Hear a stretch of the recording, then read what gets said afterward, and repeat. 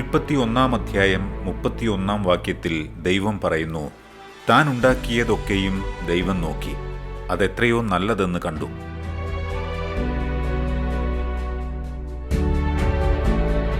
സൗന്ദര്യമുള്ളതായും പ്രവർത്തന സജ്ജമായും ദൈവം ഭൂമിയെ സൃഷ്ടിച്ചു. രൂപകൽപ്പനയിലും ആകൃതിയിലും പ്രായോഗികതയിലും അത് തികവുള്ളതായിരുന്നു. അത് ജീവനും നിറവും കൊണ്ട് തുടിക്കുന്നതായിരുന്നു. അതേസമയം ജീവൻ നിലനിർത്താൻ വേണ്ടിയുള്ളതെല്ലാം കൊണ്ടും നിറയപ്പെട്ടുമിരുന്നു. സന്തുഷ്ടിയുടെയും സമ്പൂർണതയുടെയും ചിന്തയാകാം ദൈവത്തിനുണ്ടായിരുന്നത് എന്ന് തോന്നിപ്പോകും. ക്രിയാത്മകതയുള്ള സൃഷ്ടാവായ ദൈവം താൻ ഉണ്ടാക്കിയ ലോകത്തിൽ ക്രിയാത്മകതയുടെ അവിശ്വസനീയമായ ദൃഷ്ടാന്തങ്ങൾ നമുക്ക് മുന്നിൽ തുറന്നു കാണിക്കുന്നു. അത്തരമൊരു അവിശ്വസനീയമായ കാഴ്ചയാണ് ഗ്രാൻഡ് കാന്യൻ.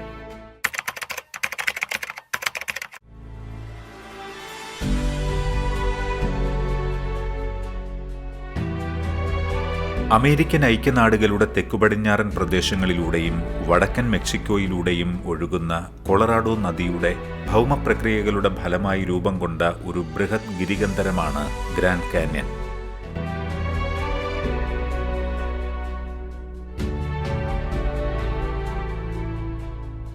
അമേരിക്കയിലെ റോക്കി മലനിരകളുടെ മധ്യഭാഗത്തു നിന്നുത്ഭവിക്കുന്ന കൊളറാഡോ നദി പൊതുവെ തെക്കുപടിഞ്ഞാറേ ദിക്കിലേക്കൊഴുകി കൊളറാഡോ പീഠഭൂമിക്ക് കുറുകെ ഒഴുകി ഗ്രാൻഡ് കാന്യോനിലൂടെ അരിസോണ നെവാഡ അതിർത്തിയിലുള്ള മീഡ് തടാകത്തിലെത്തി അവിടെ നിന്ന് നദി വഴിതിരിഞ്ഞ് തെക്കുഭാഗത്തേക്കൊഴുകി മെക്സിക്കോ US അന്താരാഷ്ട്ര അതിർത്തിയിലെത്തി ഗൾഫ് ഓഫ് കാലിഫോർണിയയിൽ പതിക്കുന്നു.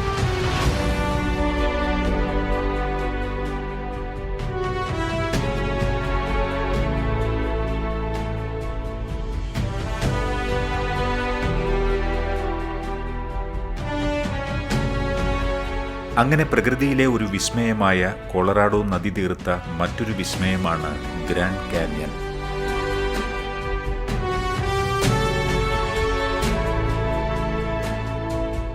പ്രശസ്ത അമേരിക്കൻ ജിയോഫിസിസ്റ്റായ സ്റ്റീഫൻ സി മേയർ പറഞ്ഞത്, പ്രപഞ്ച സൃഷ്ടിക്കു പിന്നിൽ ബുദ്ധിമാനായ ഒരു ഡിസൈനർ ഉണ്ടെന്നാണ്.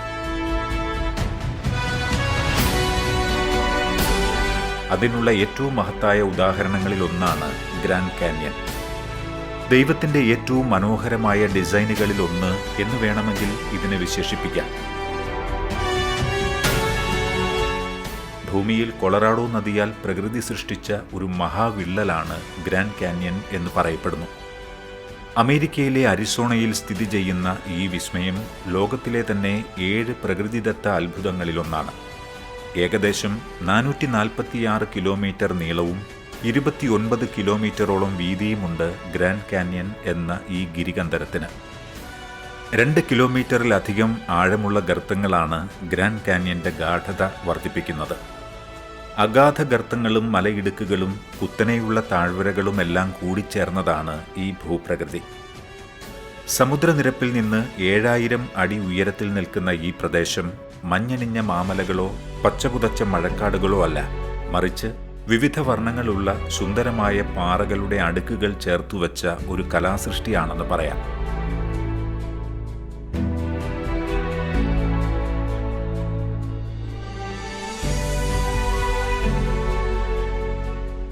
വിവിധ വർണ്ണങ്ങളിലുള്ള മലനിരകളാണ് ഗ്രാൻഡ് കാന്യനിനെ വ്യത്യസ്തനാക്കുന്നത്. വിശുദ്ധ ജോൺ പോൾ രണ്ടാമൻ മാർപ്പാപ്പ പറഞ്ഞതുപോലെ ഉൽപ്പത്തി പുസ്തകത്തിലെ ആദ്യ 3 അധ്യായങ്ങളും ആഴത്തിൽ ചിന്തിക്കാതെയും പഠിക്കാതെയും ശാസ്ത്രത്തെയും സിദ്ധാന്തങ്ങളെയും മനസ്സിലാക്കുവാൻ നമുക്ക് സാധിക്കുകയില്ല. ഇന്നത്തെ ഈ ലോകത്തിന്റെ അവസ്ഥ മനസ്സിലാക്കുവാനുള്ള താക്കോലാണ് ഈ 3 അധ്യായങ്ങളും. ഉത്ഭവം തേടിയുള്ള ശാസ്ത്രലോകത്തിന്റെ പരക്കം പാച്ചിലിൽ തീർച്ചയായും ഈ വാക്കുകൾ സഹായകമാകും.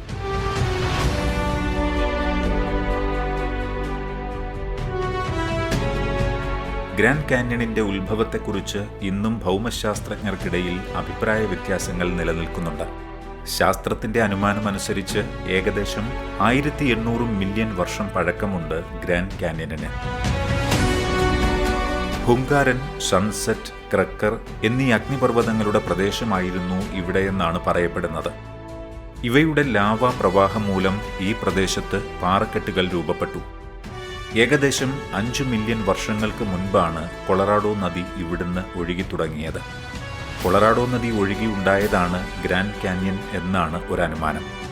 കൊളറാഡോയുടെയും അതിൻ്റെ പോഷക നദികളുടെയും തുടർച്ചയായ അപരദാന പ്രക്രിയയും അതേ സമയത്ത് തന്നെ ഭൂമിയുടെ അന്തർഭാഗത്തെ ചൂട് നിമിത്തം നോർത്ത് അമേരിക്കൻ പസഫിക് ഭൗമപാളികൾ കൂട്ടിയിടിച്ചതുമൂലം കൊളറാഡോ പീഠഭൂമിക്കുണ്ടായ ഉയർച്ചയുടെയും ഫലമായാണ് ഗ്രാൻഡ് കാന്യൻ രൂപം കൊണ്ടതെന്ന് വിശ്വസിക്കുന്നു. അഗ്നിപർവ്വതങ്ങളും വടക്കൻ അമേരിക്കൻ ഭൂഖണ്ഡവും കൂട്ടിയിടിച്ചാണ് ഇത് രൂപപ്പെട്ടതെന്നും പറയപ്പെടുന്നു. നദിയുടെ ഒഴുക്കാണ് ഗ്രാൻഡ് കാന്യണിന്റെ കൊത്തുപണി ചെയ്തത്. എന്നിരുന്നാലും 2000 വർഷത്തെ ഭൂഗർഭ ചരിത്രത്തിലേക്ക് വെളിച്ചം വീശുന്നതാണ് ഗ്രാൻഡ് കാന്യൻ. ഇവിടുത്തെ ഓരോ അടുക്കുകളും പരിണാമത്തിന്റെ ഓരോ ഘട്ടത്തെ കാണിക്കുന്നതായി അനുമാനിക്കുന്നു.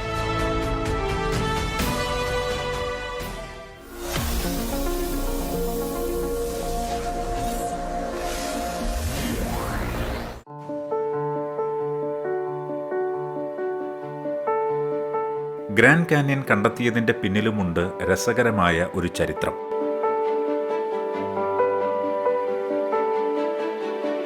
ചരിത്രത്തിൽ സ്വർണവും സുഗന്ധദ്രവ്യങ്ങളും തേടിയുള്ള യാത്രയിലാണ് 1492 ഓഗസ്റ്റ് 3 സ്പാനിഷ് സഞ്ചാരിയായ ക്രിസ്റ്റഫർ കൊളംബസ് ഇന്ന് നാം കാണുന്ന അമേരിക്ക കണ്ടെത്തുന്നത്.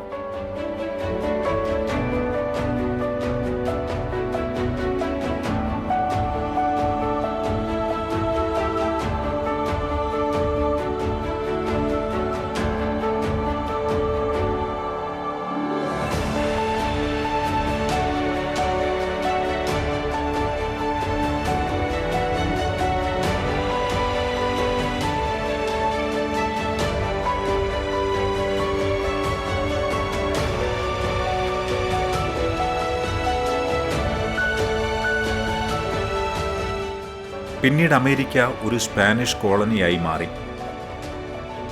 ആയിരക്കണക്കിന് വർഷങ്ങളോളം തദ്ദേശീയ പ്യൂബ്ലോ ജനങ്ങൾ ഈ പ്രദേശത്ത് അധിവസിച്ചിരുന്നു. പ്യൂബ്ലോ ജനത ഗ്രാൻഡ് കാന്യനെ ഒരു പവിത്ര ഭൂമിയായാണ് കരുതിയിരുന്നത്.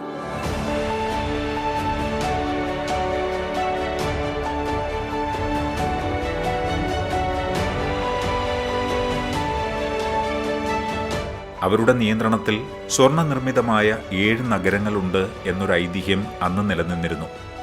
ഈ ഐതിഹ്യത്തെ പിൻചെന്ന് സ്വർണ്ണ നിർമ്മിതമായ 7 നഗരങ്ങൾ കണ്ടെത്താൻ ഇറങ്ങിപ്പുറപ്പെട്ട ഗ്രേസിയ ലോപ്പസ് ഡെ കരാഡനാസിന്റെ നേതൃത്വത്തിലുള്ള സ്പാനിഷ് സൈന്യമാണ് ആദ്യമായി ഗ്രാൻഡ് കാന്യനിൽ എത്തിച്ചേർന്നത്. 1540 അദ്ദേഹം ഗ്രാൻഡ് കാന്യനിൽ എത്തിച്ചേർന്നത്.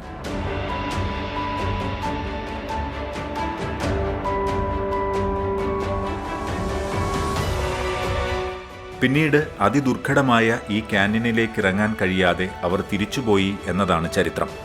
ഈ ഐതിഹ്യത്തെ ശരിവയ്ക്കും വിധത്തിൽ 1848 ജനുവരി 24 ജെയിംസ് മാർട്ടിന്റെ നേതൃത്വത്തിൽ നിവേദയിൽ വലിയ തോതിൽ സ്വർണ്ണ നിക്ഷേപം കണ്ടെത്തിയിരുന്നു. ഈ നിവേദ പ്രദേശത്തു നിന്നാണ് ഇന്നും അമേരിക്കയുടെ 80% സ്വർണ്ണ ഉൽപ്പാദനം.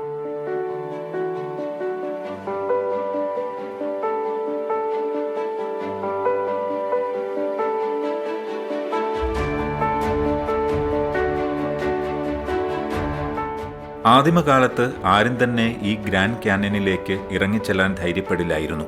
കാരണം അവിടെ ജീവിച്ചിരുന്ന പ്യൂബ്ലോ ജനത ഗ്രാൻഡ് കാന്യനെ ഒരു പവിത്ര ഭൂമിയായാണ് കരുതിയിരുന്നത്.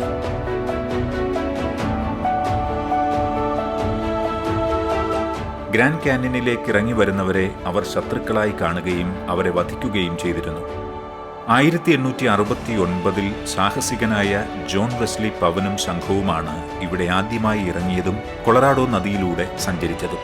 ജോൺ വെസ്ലി പാവനാണ് ഈ പ്രദേശത്തിന് ഗ്രാൻഡ് കാന്യൻ എന്നും കൊളറാഡോ എന്നും പേര് നൽകിയത്. ഇവിടെയുള്ള പാറക്കെട്ടുകളിൽ വലിയ തോതിൽ ഇരുമ്പിന്റെ അംശങ്ങൾ അടങ്ങിയിരിക്കുന്നു. കാഴ്ചയിൽ ചേമ്പ് നിറം തോന്നിക്കുന്ന കൊളറാഡോ നദിയിലെ മണ്ണിൽ ഇന്നും സ്വർണ്ണ നിക്ഷേപം ഉള്ളതായി കണക്കാക്കപ്പെടുന്നു. സൃഷ്ടാവായ ദൈവത്തിന്റെ സൃഷ്ടിക്ക് പേരുകൾ നൽകാൻ മാത്രമേ മനുഷ്യന് പലപ്പോഴും സാധിച്ചിട്ടുള്ളൂ.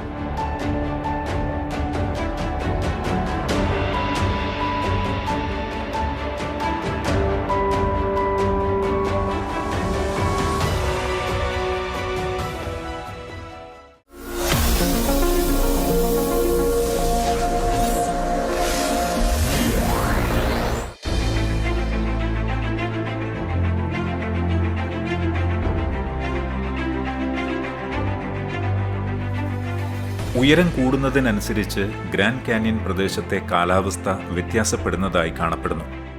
പൊതുവെ വരണ്ട കാലാവസ്ഥയാണ് ഗ്രാൻഡ് കാന്യൻ പ്രദേശത്ത് അനുഭവപ്പെടുന്നത്. ഗ്രാൻഡ് കാന്യന്റെ സൗത്ത് റിം സമുദ്രനിരപ്പിൽ നിന്നും 7000 അടിയോളം ഉയരത്തിലാണ് സ്ഥിതി ചെയ്യുന്നത്. ശൈത്യകാലത്ത് സൗത്ത് റിം പ്രദേശം ഹിമപാതത്തിന് സാക്ഷ്യം വഹിക്കാറുണ്ട്. എന്നാൽ കൊളറാഡോ നദി ഒഴുകുന്ന പ്രദേശങ്ങളിലെ സ്ഥിതി വ്യത്യസ്തമാണ്. കൊളറാഡോ നദി പ്രദേശത്ത് ശൃംഖങ്ങളിലേതിനേക്കാളും താരതമ്യേന ഊഷ്മാവ് കൂടുതലാണ്. അതേസമയം ഗ്രാൻഡ് കാന്യനിന്റെ നോർത്ത് 8000 അടി ഉയരത്തിലാണ്.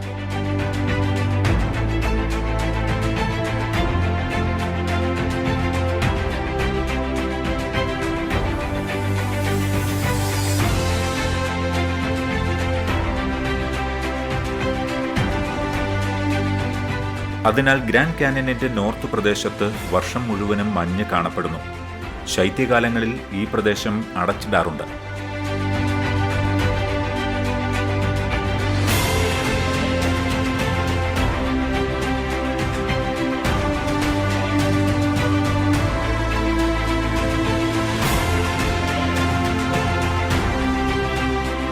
കാന്യന്റെ സൗത്ത് റിമ്മിലാണ് കൂടുതൽ സന്ദർശകർ എത്തുക. 12 മാസവും ഇത് പൊതുജനങ്ങൾക്കായി തുറന്നുകൊടുക്കും. അതേസമയം പ്രശസ്തമായ ആന്റലോപ്പ് കാന്യനും ഹോർസ് ഷൂ ബെൻഡുമുള്ള നോർത്ത് റിം ശീതകാലത്ത് അടച്ചുമിടും. മെയ് മാസം തൊട്ടാണ് ഇത് സന്ദർശകർക്കായി തുറന്നുകൊടുക്കുന്നത്. ഗ്രാൻഡ് കാന്യൻ ഭൂമിയുടെ മുകളിൽ നിന്ന് കാണാവുന്ന ഒന്നാണെങ്കിൽ നോർത്ത് റിമ്മിൽ ഭൂമിക്കടിയിലുള്ള കിടങ്ങാണ് ആന്റലോപ്പ് കാന്യൻ.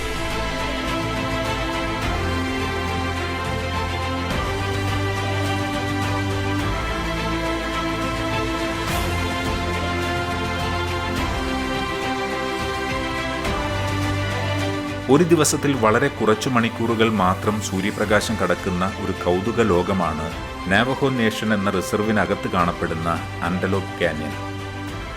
നാവഹോ സാൻഡ്സ്റ്റോൺ എന്ന ചുവന്ന ബലം കുറഞ്ഞ പാറയ്ക്കിടയിലൂടെ മൺസൂൺ കാലത്ത് മഴവെള്ളം ഒഴുകിപ്പോയാണ് 120 അടി ഉയരവും 700 അടി നീളവുമുള്ള ഈ കിടങ്ങുണ്ടാകാൻ കാരണമെന്ന് വിശ്വസിക്കുന്നു.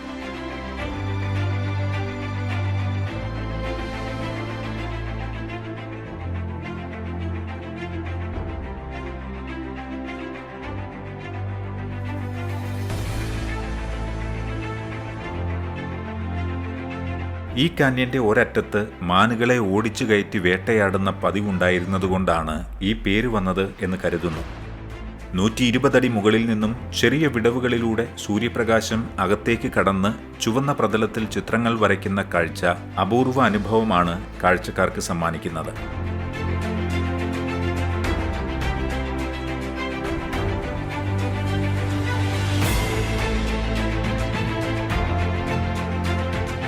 പ്രകൃതിയുടെ അതിമനോഹരമായ പെയിന്റിംഗ്. സൂര്യൻ നീങ്ങുന്നതനുസരിച്ച് ചിത്രങ്ങൾ മാറിക്കൊണ്ടിരിക്കും.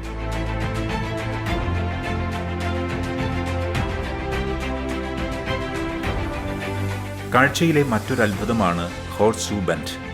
കുതിരലാടം പോലെ കൊളറാഡോ നദിയാൽ ചുറ്റപ്പെട്ട ഒരു മനോഹര കാഴ്ച. പാറക്കൂട്ടങ്ങളെ തുരന്നാണ് കുതിരലാടം പോലെ ആകൃതിയിൽ പ്രകൃതി ഈ മനോഹര കാഴ്ച ഒരുക്കിയിരിക്കുന്നത്.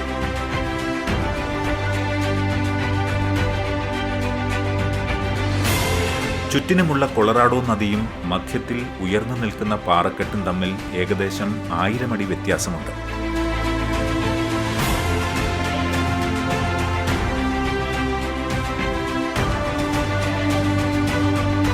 കണ്ണുകൾക്ക് വിശ്വസിക്കാൻ സാധിക്കാത്ത സൃഷ്ടാവിന്റെ മനോഹരമായ സൃഷ്ടി എന്ന് വേണമെങ്കിൽ ഗ്രാൻഡ് കാന്യനിലെ ഓരോ കാഴ്ചയെയും വിശേഷിപ്പിക്കാം.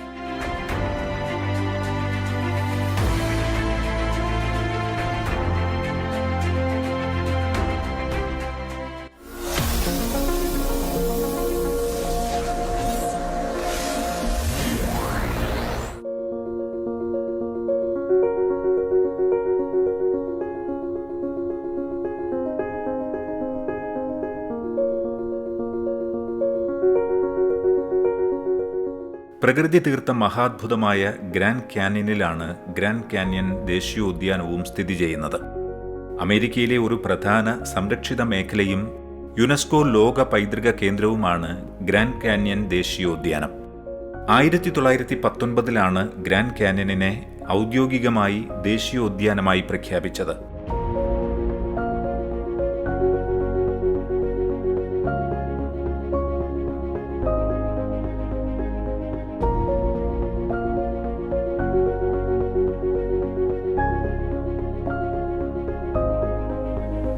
സസ്യജാലങ്ങളും മൃഗങ്ങളും ഇവിടെ നിരവധിയാണ്. വളർച്ചയെ അതിജീവിക്കുന്ന ചെടികളും മരുഭൂമിയിലെ ചെടികളും മറ്റു മരങ്ങളുമൊക്കെ ഇവിടെ ധാരാളമുണ്ട്. Pinion pine, yucca juniper, banana yucca തുടങ്ങിയ 15 തരം കാക്ടസ് ഇവിടെയുണ്ട്. ഇതുകൂടാതെ മൃഗങ്ങളുടെയും പക്ഷികളുടെയും മറ്റൊരു അത്ഭുത ലോകം തന്നെ പ്രകൃതി ഇവിടെ ഒരുക്കിയിട്ടുണ്ട്. കൊമ്പുകൊണ്ട് പരസ്പരം മത്സരിക്കുന്ന അമേരിക്കൻ ആന്റലോപ്പ് എന്നറിയപ്പെടുന്ന പ്രോങ്ഹോൺ. നീളമുള്ള വളഞ്ഞ കൊമ്പുകൾ പ്രോങ്ഹോണിന്റെ മനോഹാരിത കൂട്ടുന്ന ഒരു ഘടകമാണ്. ഗ്രാൻഡ് കാന്യൻ ദേശീയോദ്യാനത്തിൽ കടന്നു ചെല്ലുമ്പോൾ നായ കുരയ്ക്കുന്ന പോലുള്ള ശബ്ദം കേൾക്കാൻ സാധിക്കും. എന്നാൽ അപകട സൂചനയായി നായയുടെ സമാനമായ ശബ്ദം പുറപ്പെടുവിക്കുന്ന കുഞ്ഞു രോമങ്ങളും കുഞ്ഞു ശരീരവുമുള്ള പ്രൈറി ഡോഗ് എന്ന ജീവിയാണിത്.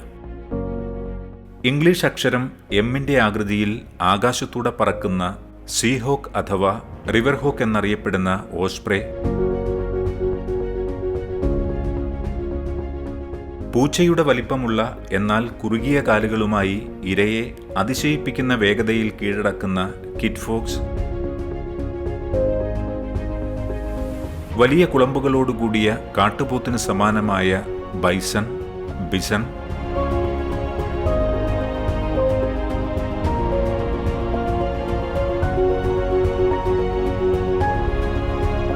60 വർഷത്തോളം ആയുസ്സുള്ള കറുത്ത തൂവലുകളോടുകൂടിയ മാംസഭോജികളായ കാലിഫോർണിയ കോണ്ടോർ എന്നറിയപ്പെടുന്ന കഴുകന്മാർ,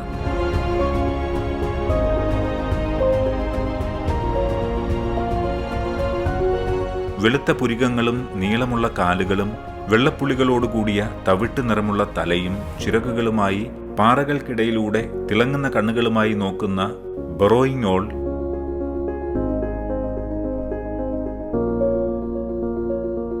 നല്ല കാഴ്ചശക്തിയുള്ള വലിയ വളഞ്ഞ കൊമ്പുകളോടുകൂടിയ ബിഗ് ഹോൺ ഷീപ്പ്,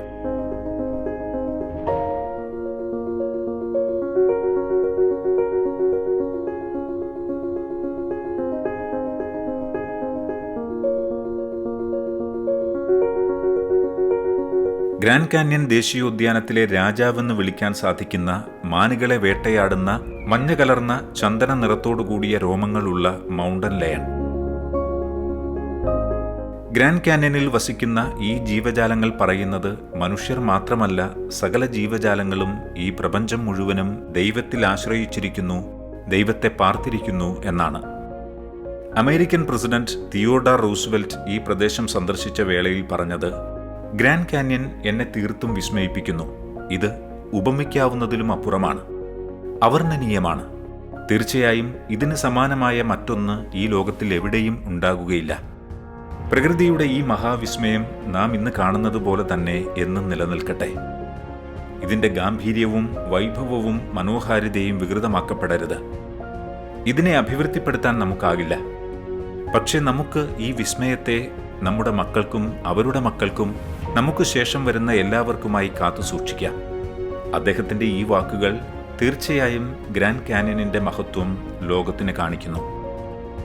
ലോകത്തെ എല്ലാ സംസ്കാരങ്ങളും പ്രകൃതിയുടെ മനോഹാരിതയിലും അതിലൂടെ ദൈവം തരുന്ന നന്മകളിലും അതിലെ സസ്യലതാദികളിലും ജന്തുക്കളിലും അവയുടെ വൈവിധ്യങ്ങളിലുമെല്ലാം ദൈവിക മഹത്വം, സൃഷ്ടാവായ ദൈവത്തിന്റെ മഹത്വം ദർശിക്കുന്നുണ്ട്. ഗ്രാൻഡ് കാന്യൻ പോലെയുള്ള പ്രാപഞ്ചിക മനോഹാരിത മനുഷ്യനെ ആശ്ചര്യപ്പെടുത്തുക മാത്രമല്ല, സൃഷ്ടാവിനെ സ്തുതിക്കുവാനും വണങ്ങുവാനും അവിടുത്തെ നാഥനായി അംഗീകരിക്കുവാനും സകലരെയും സഹായിക്കുകയും പ്രചോദിപ്പിക്കുകയും ചെയ്യുന്നു.